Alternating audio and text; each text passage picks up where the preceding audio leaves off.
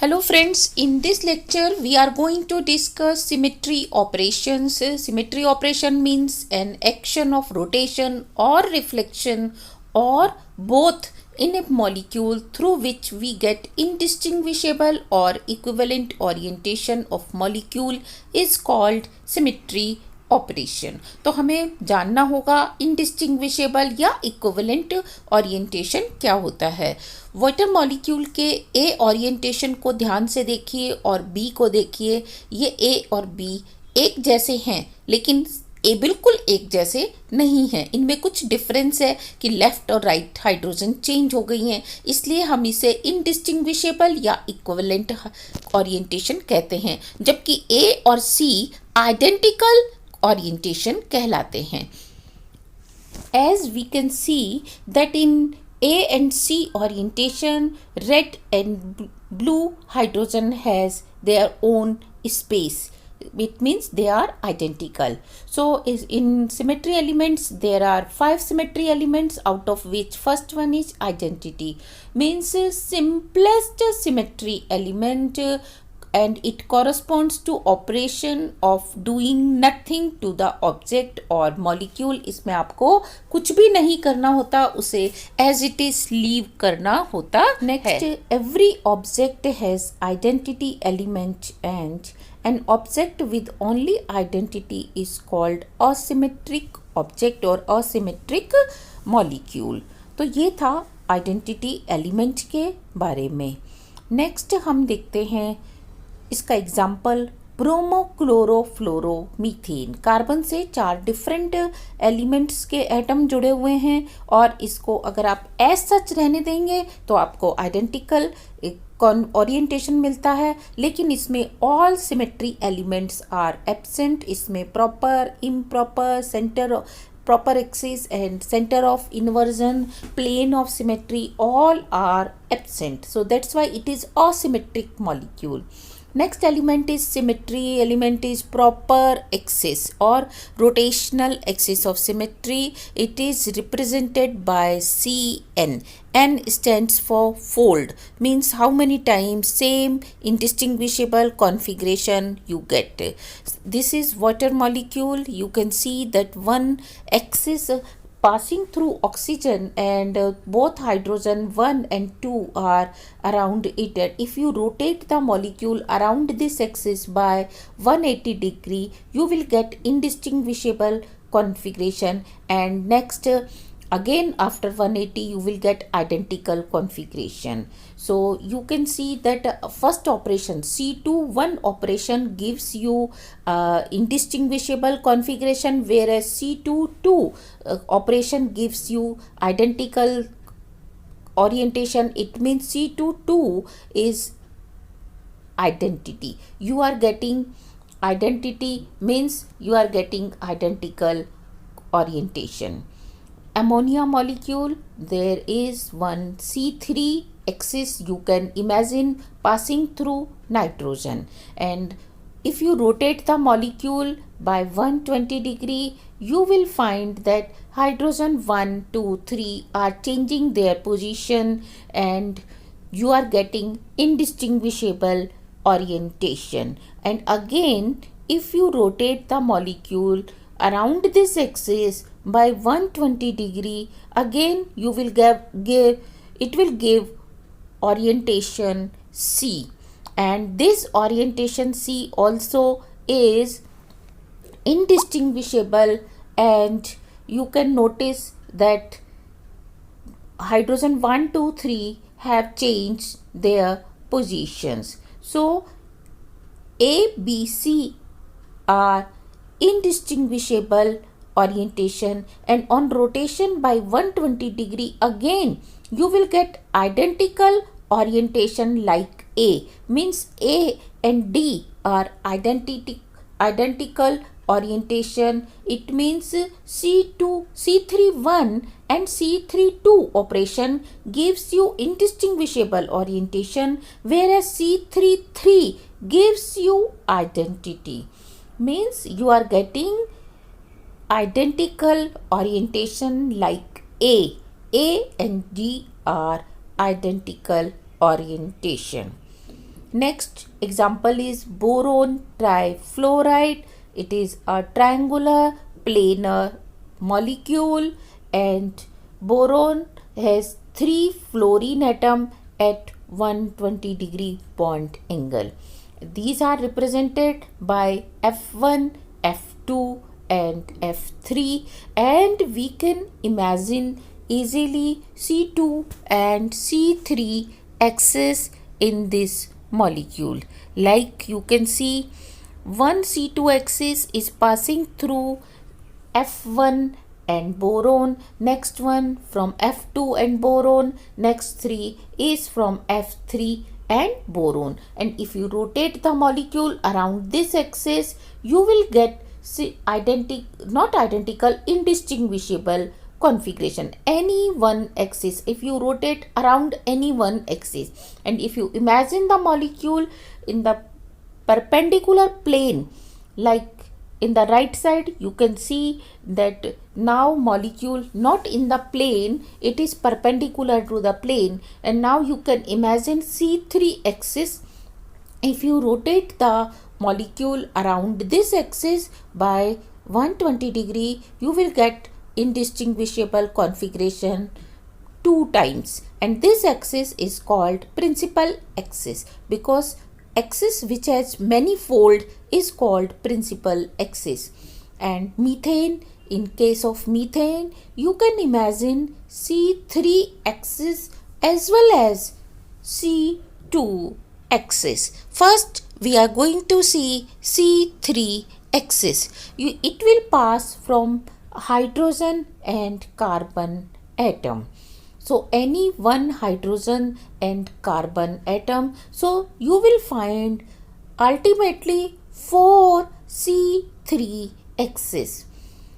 And if you name them hydrogen 1, hydrogen 2, hydrogen 3 and hydrogen 4, so you can see their equivalent or indistinguishable configuration.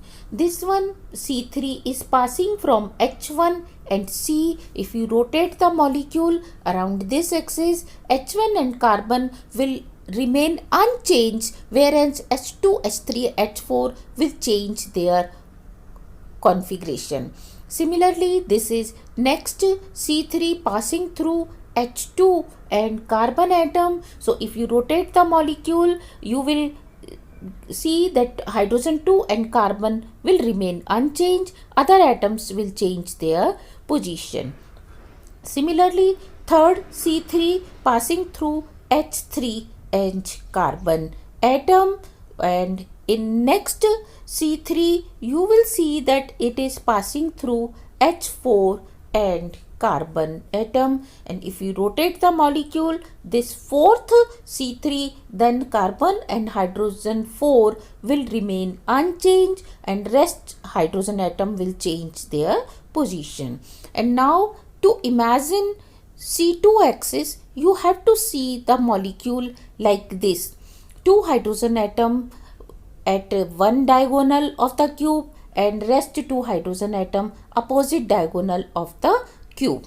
So hydrogen 1 and hydrogen 2, and if you pass one axis between this angle H1 carbon and H2, it will bisect H3 carbon and H4 also, like this. So if you rotate the molecule around this axis by 180 degree, you will get identical configuration. So means C2 one operation will provide you indistinguishable configuration. And this one is next C2, which is bisecting hydrogen 1 carbon and hydrogen 3 bond angle, and after rotation we will get indistinguishable configuration. Similarly, one C2 again you can imagine which will bisect hydrogen 1 carbon and hydrogen 4 bond angle,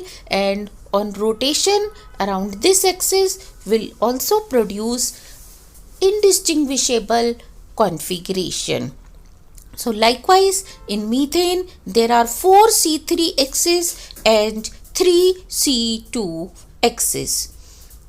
and because C3 axis has more folds, that's why it will be called as principal axis, whereas all other C2 axis will known as subsidiary or auxiliary axis. So in this way we can imagine principal axis and subsidiary axis in methane molecule.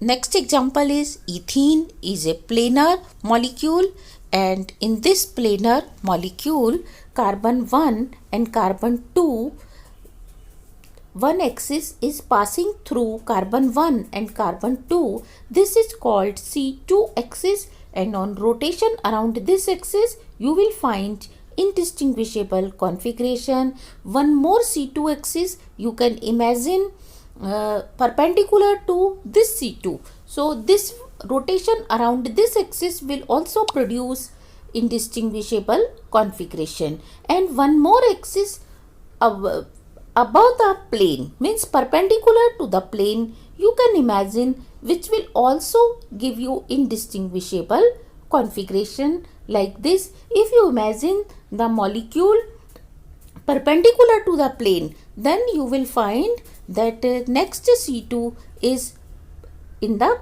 plane of the paper. So likewise you can imagine 2C2 perpendicular to principal C2. Principal C2 is that which is passing through maximum number of atoms, means both carbon atoms, and you will find 2C2, one is in the plane of the molecule and one above or perpendicular to the plane of the molecule. Next example is xenon tetrafluoride. It is a square planar molecule. In this you will find 2C2 passing through 2 fluorine and xenon atom. So these are passing through ultimately 3 atoms, and these are called auxiliary axis. And next you can imagine 2 more C2 in the plane which will bisect fluorine xenon fluorine bond angle like this. So these are bisecting 2C2 also. And so ultimately there are 4 C2 axes. And if you imagine the molecule in the perpendicular plane, likewise in the right side you can imagine one C4 also. And if you rotate the molecule around this C4 axis, you will get an indistinguishable configuration. This C4 will also give similar orientation if you rotate by 90 degree or 180 degree. It is also called C2 and C4 axis. This is called principal axis, whereas subsidiary and dihedral axes are those which are passing through 3 atom and only 1 atom. So which is passing through 1 atom is called dihedral axis, and which is passing through 3 atoms is called subsidiary axis. So in this picture you can see one C2 or C4 axis perpendicular to the plane, 2 C2 and next to 2 C2 in the plane. Xenon tetrafluoride, if you imagine this molecule perpendicular to the plane, then C4 will be in the plane, and on rotation by 90 degree you will see fluorine 1, 2, 3, 4 have changed their position, and you are getting indistinguishable B orientation. Again by 90 degree you are getting C orientation, and if you rotate the molecule A, orientation A, by 180 degree you will get orientation C directly. So means C22 is equal to C4 2 is equal to C2 1 orientation. यहाँ पे 2 operation आप C4 के दो और एक C2 का दो, you will get similar orientation. Next example is ethane. Fully staggered means there is maximum dihedral angle. So in this you can see that one C3 axis passing through both carbon atom. So if you rotate the molecule around this axis by 120 degree, you will get indistinguishable configuration. And you can draw Newman projection formula. In the right side you can see, so all hydrogens are staggered. So in this, with the help of this formula, you can imagine 1 C2 next C2 and next C2, which is bisecting dihedral angle of hydrogen carbon carbon hydrogen. So there are 3 C2 axes which are bisecting dihedral angle of hydrogen carbon carbon hydrogen. So there is 1 C3 and 3 C2. In this is first C3. Similarly, you can imagine next C, this one is first C2. Similarly, you can imagine next C2 and third C2 also. So these all three C2 axes are perpendicular to C3 axis, because C3 axis in the plane now and C2 axis are perpendicular to the plane. C3 axis is called principal axis, whereas C2 axis are called subsidiary axis. Now fully eclipsed ethane. In this you can see that hydrogen of one carbon atom are covering hydrogens of second carbon atom. In this also you can imagine one C3 axis passing through this both carbon atoms, and on rotation by 120 degree you are going to get indistinguishable configuration. And in the right side you can see Newman projection formula of eclipsed ethane molecule, and in this you can imagine 3C2 axis also. One is bisecting hydrogen carbon hydrogen dihedral angle. Likewise, there are 3 C2 axes which are perpendicular to C3 axis.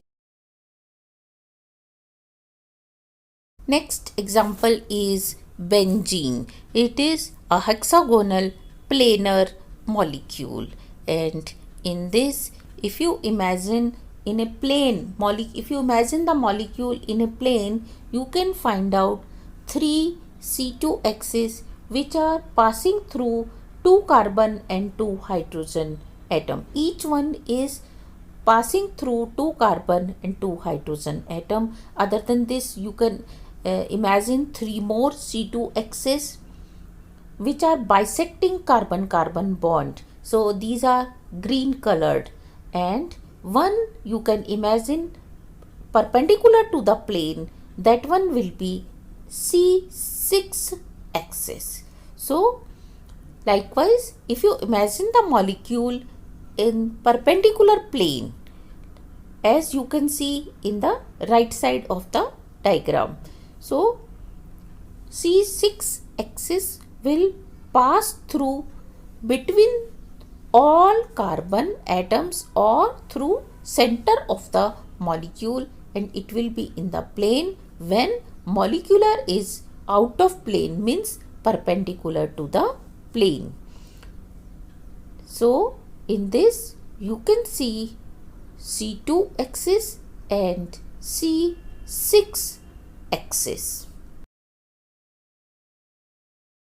It is a rule कि एक molecule में अगर C6 या C4 या C5 axis है तो या तो C2 होगी नहीं, और होगी तो उसके फोल्ड के बराबर होगी. जैसे यहाँ पे C6 है तो या तो इसमें C2 एक्सिस होगी नहीं, और होंगी तो 6 होंगी. सिमिलरली C4 के साथ या तो होंगी नहीं, और होंगी तो वो 4 होंगी. Next symmetry element is mirror plane or plane of symmetry or reflection plane.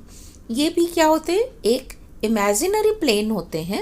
N imaginary plane passing through the molecule which bisect the molecule in such a way that we get two equal halves which are mirror images of each other, and if we do operation of reflection through this plane, we get indistinguishable orientation. Only one reflection operation can be done through any plane, क्योंकि अगर आप दो reflection दोगे तो it will give you identity. So इसीलिए reflection का operation हमेशा एक ही बार होता है, मीन्स सिग्मा 1 होता है, सिग्मा 2 आइडेंटिटी को डिनोट करता है. First example is water molecule. It is a planar molecule and you can see that one C2 axis is passing through oxygen, and if you imagine one plane which is bisecting all three atoms like oxygen and both hydrogen atom, so this molecular plane will have C2 also in it. So this is called sigma V plane. And can we imagine one more plane? Yes, perpendicular to this plane, like this in right side.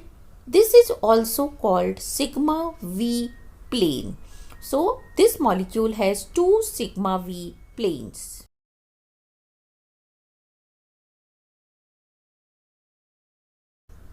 Both these planes are vertical planes because this molecule has no horizontal plane, and to have sigma D plane one must have sigma horizontal. So that is why these planes are called vertical planes, because they have principal axis in them.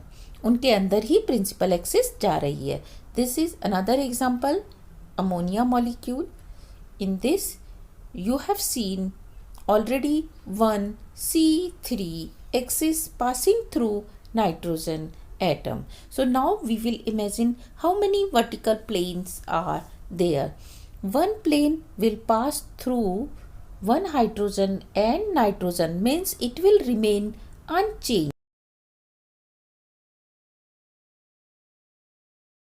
Hydrogen atoms. So you can see the top view of nitrogen, and in this you can imagine one plane which is passing through nitrogen and one hydrogen but bisecting other hydrogen, nitrogen and hydrogen bond angle. Likewise, you can imagine three planes in this molecule, sigma V1, sigma V2 and sigma V3. There are three planes and तीनों planes एक nitrogen और एक hydrogen से पास होते हैं, atom को bisect करते हुए उसमें से पास होते हैं, और नेक्स्ट टू हाइड्रोजन का जो बॉन्ड एंगल है उसको वो बाइसेक्ट करते हैं. So these are three vertical planes. There is no dihedral plane, क्योंकि इस मॉलिक्यूल में हॉरिजॉन्टल प्लेन नहीं है, इसीलिए इस मॉलिक्यूल में सिग्मा डी मीन्स डायहीड्रल प्लेन नहीं होगा, एब्सेंट होगा. Next example is xenon tetra fluoride. It is a square planar molecule, and in this molecule you can imagine one C4 axis which is principal C4 axis and 4 C2 axis, जिसमें से दो subsidiary axis हैं और दो आप डायहीड्रल कहते हैं क्योंकि वो रेस्ट टू को बाइसेक्ट कर रही हैं.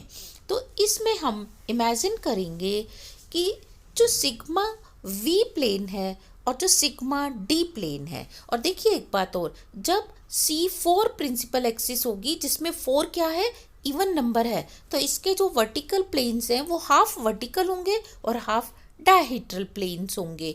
तो इसमें आप ध्यान से देखिए कि जो C2 एक्सिस ब्लू कलर से है तो जो वहाँ से प्लेन पास होगा वो वर्टिकल होगा, और जो ग्रीन कलर वाली C2 एक्सिस से पास होगा वो डायहीड्रल होगा, क्योंकि वो बाइसेक्ट कर रहा है 2C2 को. तो यहाँ पे जो C4 एक्सिस है उसको हम C4 भी कहते हैं और C2 भी कहते हैं, क्योंकि 90 डिग्री, दो बार 90 डिग्री और एक बार 180 डिग्री रोटेशन से you are going to get similar indistinguishable orientation. तो ये इसका एक मॉलिक्यूलर प्लेन आप राइट साइड में देख पा रहे हैं, और इसके वर्टिकल आपको प्रिंसिपल एक्सिस मिलती है, जिसको आप किससे डिनोट करते हैं, C4 से डिनोट करते हैं। और इसमें आप देखेंगे कि ये जो दो प्लेन आपको ब्लू कलर से दिख रहे हैं, ये वर्टिकल, और जो दो प्लेन रेड कलर से दिख रहे हैं, इनको हम क्या कहते हैं, डायहेड्रल प्लेन्स भी कहते हैं। नेक्स्ट हम देखते हैं एलीन्स। एलीन्स में आप देखेंगे कि दो हाइड्रोजन एटम एक प्लेन में है, जबकि rest 2 hydrogen atom perpendicular plane में है, जिनको हमने वेजेस से डिनोट किया है। तो principal axis will pass through all 3 carbon atoms and on rotation by 180 degree one will get indistinguishable configuration orientation. और यहाँ राइट साइड पे आप इसका देख रहे हैं Newman projection formula, and central carbon से पास होती हुई आप देख रहे हैं 2 C2 एक्सिस, और ये 2 C2 एक्सिस परपेंडिकुलर टू है that C2 axis which is passing through 3 carbon atoms. तो ये जो 3 कार्बन एटम से पास हो रही है, इसे हम प्रिंसिपल एक्सिस कहेंगे, क्योंकि जो axis maximum number of carbon atom से पास होती है वो प्रिंसिपल एक्सिस होती है। तो रेस्ट 2 को हम, हालांकि वो भी C2 हैं और वो केवल सेंट्रल कार्बन से पास हो रही हैं और वर्टिकल टू दिस C2 है जो कि प्रिंसिपल एक्सिस है, तो इन्हें हम सब्सिडरी एक्सिस कहते हैं। इसमें हम देख सकते हैं 2 sigma D means dihedral plane, क्योंकि वो दोनों प्लेन ही 2 C2 एक्सिस को के एंगल को बाइसेक्ट कर रहे हैं। 2,2 डाइक्लोरो एलीन, इसमें भी आप एक C2 एक्सिस को इमेजिन कर सकते हैं which is passing through both all 3 carbon atom and bisecting hydrogen carbon hydrogen and chlorine carbon chlorine bond angle. So this one is C2 axis. ये C2 axis के अराउंड अगर हम इस molecule को रोटेशन का ऑपरेशन दें तो we are going to get indistinguishable orientation, and the plane which is passing through all 3 carbon atom but bisecting carbon chlorine carbon and hydrogen carbon hydrogen bond is called sigma V, and next plane which is perpendicular to first plane, this is also called sigma V। क्योंकि इसमें C2 axis नहीं है, इसीलिए आपको इसमें मिलता है only sigma V plane. अब ध्यान दीजिए, this one is staggered ethane. Staggered ethane में आप नोट करेंगे कि ये इसका न्यूमैन फॉर्मूला है, और ग्रीन कलर से इसकी हमने C3 एक्सिस को ड्रॉ किया है, और रेड कलर से हमने इसकी 3 C2 एक्सिस को डिनोट किया है। और इसको हम ध्यान से देखें तो इसमें horizontal plane means perpendicular plane to the C3 axis absent है, इसीलिए इसमें जो प्लेन्स होंगे वो सारे सिग्मा V प्लेन्स होंगे, और वो बाइसेक्ट करेंगे हाइड्रोजन कार्बन हाइड्रोजन बॉन्ड को, और साथ साथ इंक्लूड करेंगे एक हाइड्रोजन और कार्बन को। तो ध्यान दो, जो आपने इसमें सिग्मा V प्लेन्स ड्रॉ किए हैं वो सारे के सारे प्लेन्स सिग्मा V हैं। Mirror planes all are sigma V। This one is cyclohexane. Cyclohexane multiplanar structure है। इसमें आप देखेंगे कि सारे कार्बन एटम एक प्लेन में नहीं है। ये 3 डायमेंशनल स्ट्रक्चर होता है, जिसमें 3 कार्बन थोड़ा सा अप साइड पे होते हैं, जिनको हमने ब्लू कलर से डिनोट किया है, एंड रेस्ट 3 कार्बन एटम्स थोड़े से डाउनवर्ड होते हैं, जिनको हम डिफरेंट कलर, जैसे कि हमने यहाँ रेड कलर से इनको डिनोट किया है, इस तरह से होते हैं। तो इसमें आप इजीली देख सकते हैं, और alternate 3 carbon atom are upward and rest 3 alternate carbon atoms are downward। और अगर हम इसका टॉप व्यू देखें तो वो कुछ इस तरह से होगा कि जिसमें एक C3 एक्सिस होगी और इसके अराउंड अगर हम इसे 120 डिग्री से रोटेशन देते हैं तो we are going to get indistinguishable configuration या ओरिएंटेशन। राइट साइड आप इसका टॉप व्यू देख पा रहे हैं, तो अब आप इसमें इमेजिन कर सकते हैं how many C2 axes are there. तो क्या आप इसमें कोई C2 एक्सिस इमेजिन कर पा रहे हैं? यस, देखिए जो C2 एक्सिस बाइसेक्ट करेगी कार्बन कार्बन बॉन्ड को, तो इस तरह से there are 6 carbon carbon bond, so ultimately you are going to get 3 C2 axis perpendicular to C3 axis.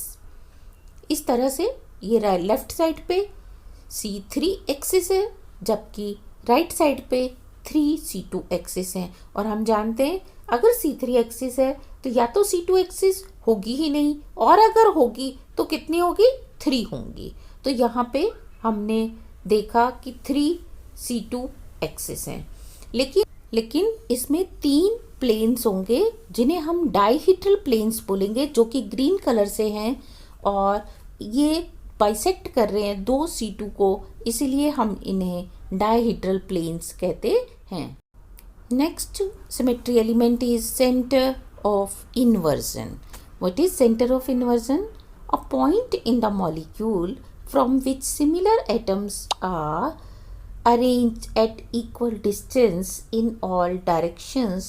If all atoms are inverted through this point, indistinguishable orientation is observed. Like this example, ethene. ethene में दोनों carbon atom के centre का जो point है that is centre of inversion. इसमें आप ध्यान से देख सकते हैं कि चारों हाइड्रोजन की डिस्टेंस इस सेंटर पॉइंट से इक्वल है, साथ में दोनों कार्बन एटम की डिस्टेंस इस सेंटर पॉइंट से बिल्कुल सिमिलर है, एक जैसी है। अगर इससे आप 1 और 3 को इन्वर्ट करें, 1 को 3 की जगह और 3 को 1 की जगह ले जाएं और इसके लाइन ड्रॉ करें, तो आप देखेंगे दोनों की डिस्टेंस सेम है और इनकी पोजीशन चेंज करने पर आपको मिलता है indistinguishable orientation. Similarly, आप H2 एंड H4 के बीच में लाइन ड्रॉ करें तो आप देखेंगे H2 एंड H4 की डिस्टेंस बिल्कुल सेम है, और इनको अगर हम पोजीशन चेंज कर दें या इनमें रिफ्लेक्शन का ऑपरेशन दे दें तो हम क्या देखते हैं कि आपको एक indistinguishable orientation मिलता है। Similarly, CA and CB equal distance पे हैं और अगर इनकी पोजीशन को इंटरचेंज कर दिया जाए तो हमें इनडिस्टिंग्विशेबल ओरिएंटेशन मिलता है। देखिए 1 को 3 से हमने चेंज कर दिया, तो 1 और 3 को चेंज करने पर आपको सेम कॉन्फ़िगरेशन मिल रहा है। सिमिलरली 2 और 4 को चेंज करने पर you are going to get similar orientation या indistinguishable orientation. In this H1 and H3 are getting changed, और H1 और H3 के चेंज होने के बाद आप देखेंगे पहले H1 टॉप लेफ्ट पे था, अब H3 will be at top left corner।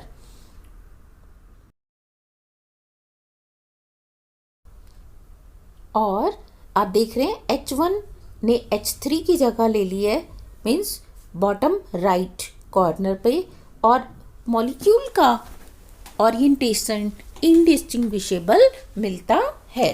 Similarly we can change H2 and H4। H2 को आप बॉटम लेफ्ट पे और H4 को टॉप राइट कॉर्नर पे अगर आप शिफ्ट कर दें या इनकी पोजीशन को एक्सचेंज कर दें तो आप देखिए दोनों पोजीशन चेंज करने के बाद भी आपको इनडिस्टिंग्विशेबल कॉन्फ़िगरेशन मिल रहा है। यहाँ H4 ने H2 की पोजीशन ले ली है और H2 ने H4 की पोजीशन ले ली है, और देखने में मॉलिक्यूल बिल्कुल एक जैसा है, तो इसे हम कहते हैं indistinguishable orientation. Similarly, CA और CB की पोजीशन को अगर हम इंटरचेंज करें तो देखिए CA CB की जगह और CB को CA की जगह हम भेजें, जो कि इस समय इंटरचेंज हो रहा है, तो after interchange you are going to get indistinguishable configuration. इसमें आप देख रहे हैं कार्बन A ने कार्बन B का प्लेस ले लिया है और कार्बन B ने कार्बन A का प्लेस ले लिया है. तो हम कह सकते हैं इथीन मॉलिक्यूल में सेंटर ऑफ इन्वर्जन प्रेजेंट है. Next example is tetrachloroplatinate. This is also a square planar molecule और इसमें प्लेटिनम पर हम इमेजिन कर सकते हैं सेंटर ऑफ इन्वर्जन, क्योंकि इससे हर डायरेक्शन में सिमिलर टाइप के एटम्स प्रेजेंट हैं. अगर हम इन चारों क्लोरीन को देखें तो इनकी डिस्टेंस प्लेटिनम से बिल्कुल सिमिलर है और आप इनको इंटरचेंज करें तो again you will gate indistinguishable orientation. जैसे यहाँ हमने इनको 1 2 3 4 हमने इनकी लेवलिंग कर दी है और अब आप 1 को 3 से देखें तो Cl1 की प्लेटिनम से डिस्टेंस एंड प्लेटिनम से Cl3 की डिस्टेंस सेम है. सिमिलरली 2 और 4 की डिस्टेंस सेम है. तो आप प्लेटिनम पे इमेजिन कर सकते हैं सेंटर ऑफ इन्वर्जन और हम इसमें रिफ्लेक्शन का या आप कह दीजिए इन्वर्जन का ऑपरेशन देते हैं तो हमें बिल्कुल इंडिस्टिंग्विशेबल ओरिएंटेशन मिलता है.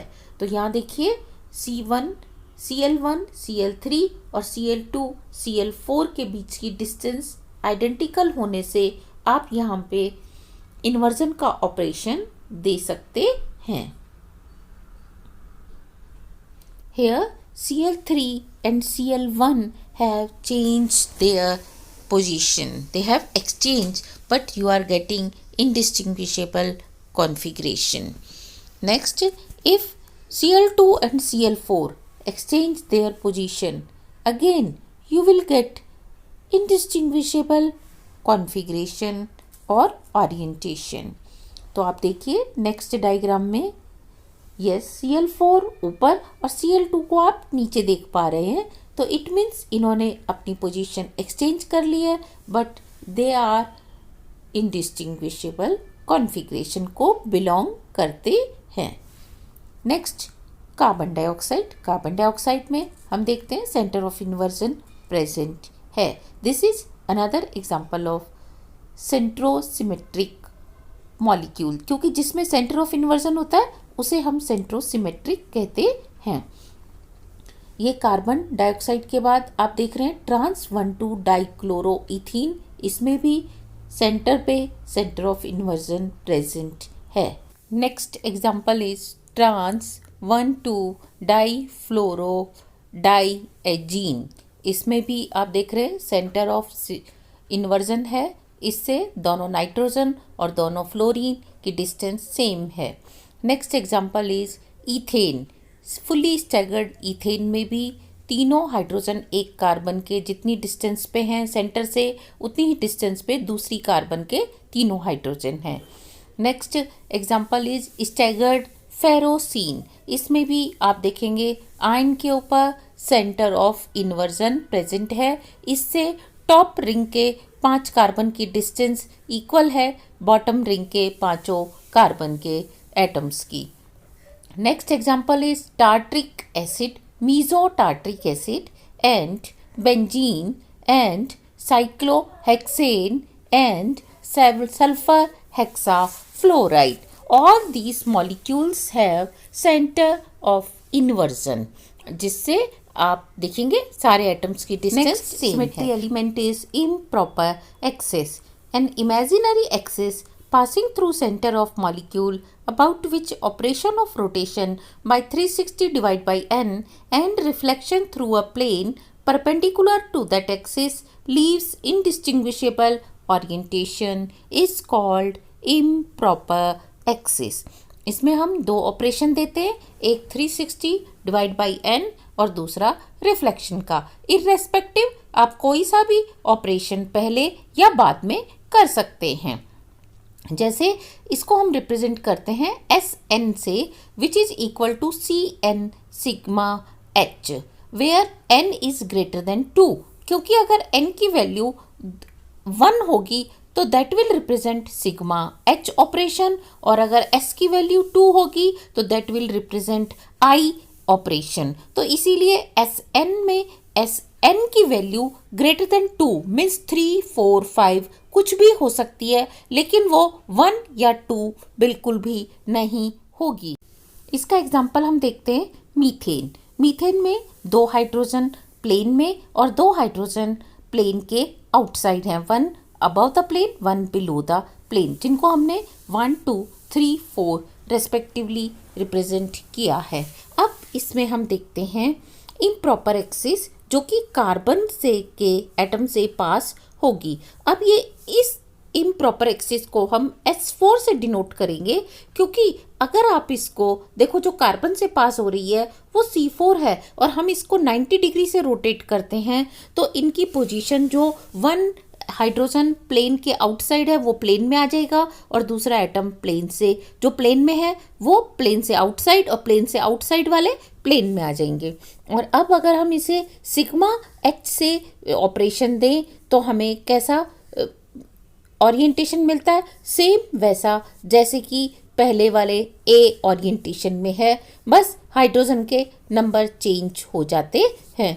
तो यहाँ पे 2 ऑपरेशन दे रहे हैं हम C4 एंड सिग्मा एच, जिसको हम मिला के रिप्रेजेंट कर सकते हैं S4 से। नेक्स्ट एग्जांपल इज एलीन। एलीन में आप देखेंगे 2 हाइड्रोजन एक कार्बन के प्लेन में है और 2 हाइड्रोजन जिन्हें वेज से दिखाया है वो आउटसाइड द प्लेन है। इसमें पहले हम C2 एक्सिस के रेस्पेक्ट में और इसका देखते हैं ओरिएंटेशन, C4 एक्सिस के रेस्पेक्ट में हम ऑपरेशन देखते हैं। तो इनकी पोजीशन जो हाइड्रोजन प्लेन में है वो वेजेस पे आ जाते हैं और जो वेजेस पे हैं वो प्लेन में आ जाते हैं और हमें ओरिएंटेशन ए से ओरिएंटेशन बी मिलता है। अब हम सिग्मा एच प्लेन के रेस्पेक्ट में इसे एक ऑपरेशन देते हैं सिग्मा एच। तो जो टॉप कार्बन के हाइड्रोजन एटम है वो बॉटम कार्बन का ओरिएंटेशन ले लेते हैं और बॉटम कार्बन वाले टॉप का, और आपको ओरिएंटेशन मिलता है सी। तो देखिए सी ओरिएंटेशन इज आइडेंटिकल या इनडिस्टिंग्विशेबल टू ए ओरिएंटेशन, ये दोनों सेम है। इसीलिए हम इस ओरिएंटेशन को या इस ऑपरेशन को जो कि sigma 4 plus sigma H C4 plus sigma H है, इसे हम S4 से डिनोट कर सकते हैं। Next ethane. इथेन जो कि यहाँ आप देख रहे हैं स्टैगर्ड इथेन है, इसमें हमने C6 एक्सिस के रेस्पेक्ट में इसको अगर ऑपरेशन दिया तो वी गेट ओरिएंटेशन बी जो कि ए से डिफरेंट है। लेकिन इसी मॉलिक्यूल को अगर हम सिग्मा एच से भी ऑपरेशन दें, ये आप सिग्मा एच प्लेन देख रहे हैं जो कि C6 एक्सिस के परपेंडिकुलर है, तो दोनों कार्बन के हाइड्रोजन अपनी अपनी पोजीशन चेंज कर लेंगे and you will get orientation C, and orientation C is indistinguishable to orientation A. A और सी इनडिस्टिंग्विशेबल ओरिएंटेशन है, इसीलिए हम इस C6 एक्सिस को कहते हैं S6 इम्प्रॉपर एक्सिस। तो ये एग्जाम्पल था इम्प्रॉपर एक्सिस का। Next example is eclipsed ethane. Eclipsed ethane में एक कार्बन के हाइड्रोजन को ब्लू कलर से और दूसरे कार्बन के हाइड्रोजन को हमने रेड कलर से 1 प्राइम 2 प्राइम 3 प्राइम से डिनोट किया है। और इसमें आप एक एक्सिस देख पा रहे हैं जो कि दोनों कार्बन एटम से के थ्रू पास हो रही है, जिसे हम C3 एक्सिस कहते हैं। और C3 एक्सिस के रेस्पेक्ट में अगर हम इसको ऑपरेशन दें मीन्स 120 डिग्री से रोटेट करें तो we will get orientation B. Orientation B में आप एक सिग्मा एच प्लेन देख रहे हैं, इस सिग्मा एच प्लेन के रेस्पेक्ट में अगर हम इसे ऑपरेशन देते हैं तो we get orientation C, and orientation A and orientation C both are indistinguishable. Hence, we can say that this C3 axis is improper axis S3. इसे हम S3 से डिनोट कर सकते हैं. Next example is boron trifluoride. इसमें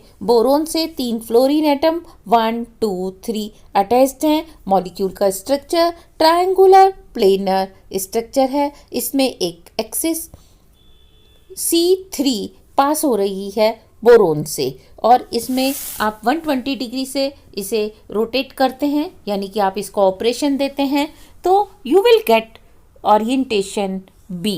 क्योंकि ये planar molecule है तो 1 will take place the position of 2 and 2 will take place the position of 3 and likewise. तो आपको ओरिएंटेशन B मिलता है. अब इसमें जो मॉलिक्यूलर प्लेन है, ये मॉलिक्यूलर प्लेन ही सिग्मा H प्लेन है. मीन्स अगर आप इस सिग्मा H प्लेन के रेस्पेक्ट में इसको सिग्मा ऑपरेशन देते हैं तो you will gate similar orientation. जैसा कि B में है बिल्कुल आपको ऐसा कि ऐसा ओरिएंटेशन मिलेगा. तो ये देखिए सिग्मा H प्लेन दिखाया है और ये सिग्मा H प्लेन के अगर हम ऑपरेशन देते हैं तो हमें बिल्कुल यही ओरिएंटेशन मिलेगा और उस एक्सिस को C3 एक्सिस को हम कहेंगे यहाँ S3 एक्सिस, क्योंकि A और B ओरिएंटेशन बिल्कुल इंडिस्टिंग्विशेबल हैं.